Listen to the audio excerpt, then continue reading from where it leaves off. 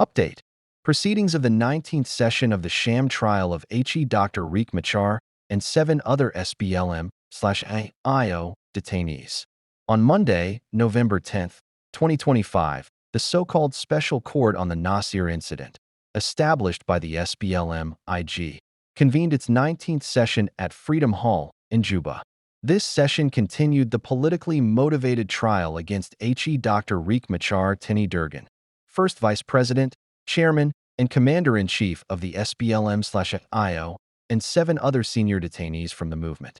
During the day's proceedings, the prosecution team conducted a re-examination of the lead investigator in the case, Major General Basilio Thomas Wani, on numerous issues raised by the defense during the cross-examination phase. When questioned about who ordered the arrest of the fourth accused, SPLA-IO, Acting Chief of Staff, General Gabriel Duplam, the investigator testified that the Chief of Defense Force of the SSBDF, General Dr. Paul Nong Majak, had authorized it solely via verbal instruction. General Wani was asked about the identity of the late Torgeil Thoen, a newer armed youth leader. He alleged that Mr. Torgeil is a lieutenant colonel in the SPLA-IO. General Wani was asked about the identity of the late Torgeil Thoen, a newer armed youth leader. He alleged that Mr. Torgeil is a lieutenant colonel in the SPLA-IO. Agreement provided immunity or protection from being tried before a court of law. The lead investigator answered that the agreement offered no such guarantee, given that the accused are standing trial for grave charges. The prosecution next questioned General Wani regarding the alleged questioned on whether the piece preventing the accused $30,000 sent by the Minister of Petroleum, Honorable Pute Kong Cole, to Brigadier General Hokhtar Chul for the procurement of arms and ammunition, specifically asking if the purchase was completed. He stated that his proof consisted of a picture of the alleged purchased arms and ammunition, which had been sent to Pute Kong by an individual identified as Chul Gatner. He further testified that this evidence was corroborated by a digital forensic data analysis report extracted from Honorable Pute Kang's phones.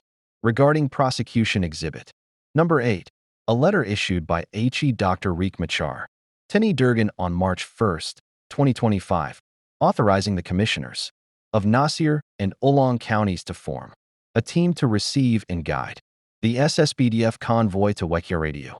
Nasir, the investigator, claimed that members of the formed committees were the very individuals who led the attack on the SSBDF garrison.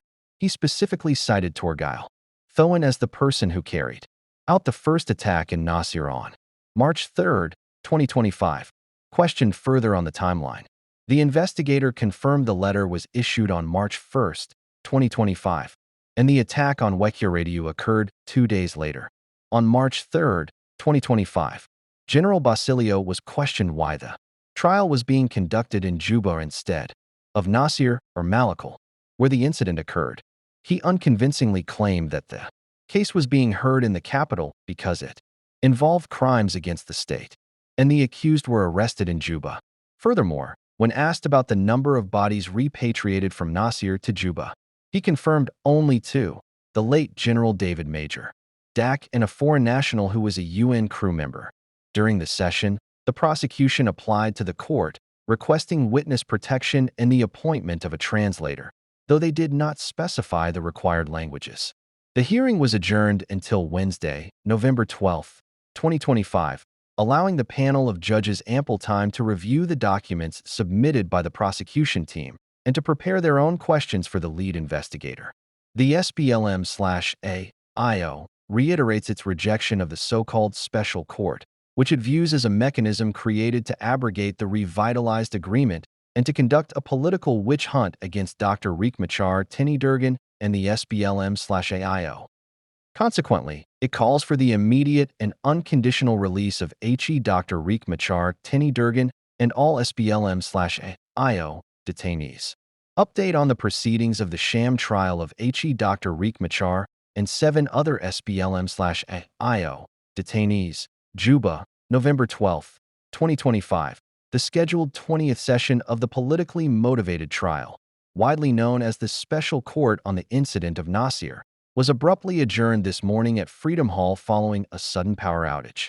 The court, established by the SPLM-IG, to prosecute senior leaders and members of the SPLM/AIO, including the first Vice President HE, Dr. Machar, convened as planned, with all legal teams and observers present at the start of proceedings.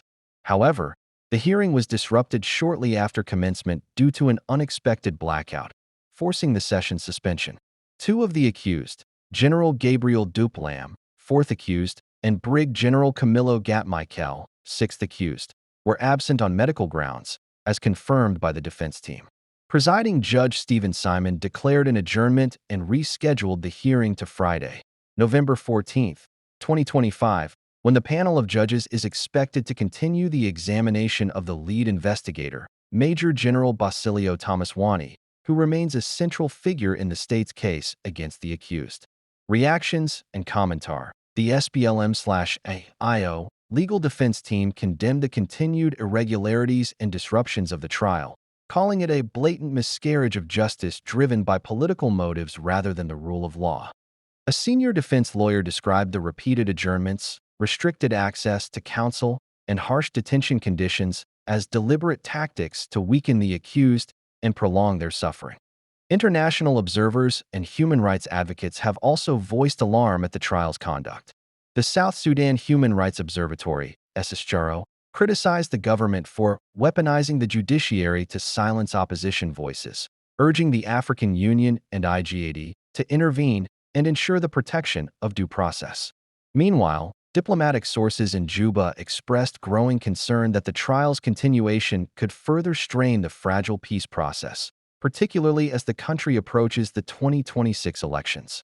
Analysts warn that the persecution of SPLM/AIO leadership risks undermining national reconciliation efforts and reigniting tensions. Background: the Special Court on the Incident of Nasir was formed in early 2025 to investigate alleged security incidents linked to opposition forces loyal to Dr. Machar. Since its inception, the court has faced sharp criticism from civil society, legal experts, and peace partners who argue that it lacks constitutional legitimacy and violates the spirit of the 2018 revitalized peace agreement. Security forces assigned to South Sudan's vice president, Dr. Benjamin Bolmel, were withdrawn from his residence and office in Juba on Wednesday morning, several of his close associates have told Radio Tamazuch. The reason for the withdrawal has not been officially communicated, and it remains unclear whether the vice president is under any form of restriction. One of his aides, who spoke on condition of anonymity, said the move had left the vice president vulnerable and exposed. "This is a vice president. You cannot leave him without protection and security," the associate said. According to the sources, the withdrawal affected all guards at both his official office and residence. The entire security detail was pulled out this morning, and by evening none of the guards remained, another associate said. The aides believe the directive came from senior levels of government. "We think the orders came from the top, from the president himself," one associate alleged. The vice president went to the office around 9 a.m. and returned home later in the day. "He cannot leave now because he has no protection." The government has not commented publicly on the matter, and no explanation has been given for the sudden withdrawal. The associates said relations between President Salva Kiir and Vice President Bolmel had appeared normal until recently. They have been meeting regularly, including during the president's recent trips abroad, one said.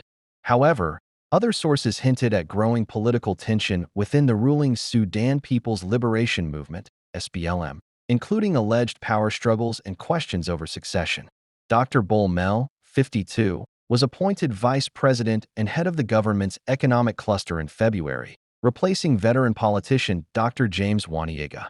In May, he was also named first deputy chairman of the SPLM, further consolidating his position in the country's leadership.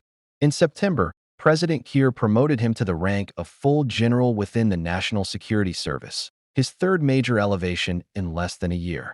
The move sparked speculation that he was being positioned as Kiir's potential successor, particularly after first Vice President Riek Machar was charged with treason. The Minister of Justice and Constitutional Affairs, Joseph Gungakek, on Tuesday strongly defended his decision to release on bail the owner and staff of Freedom Hotel in Juba, who were arrested earlier this year, following the deaths of 3 women in a room at the hotel in March.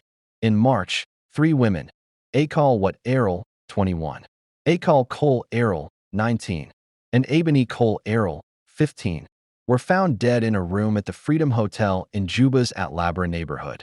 Subsequently, a criminal case, number 2174/2025, was opened at the Northern Division Police Station in Juba on March 28, under Sections 206, 191, and 48 of the South Sudan Penal Code Act, 2008, and the hotel owner and 5 other suspects were arrested and spent nearly 7 months in custody.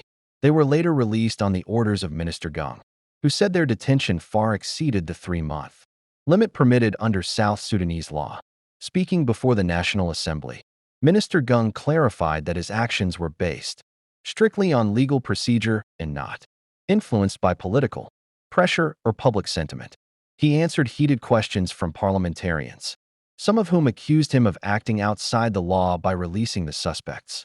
The law does not give us the power to arrest and detain people indefinitely without taking them to court, Minister Gung emphasized.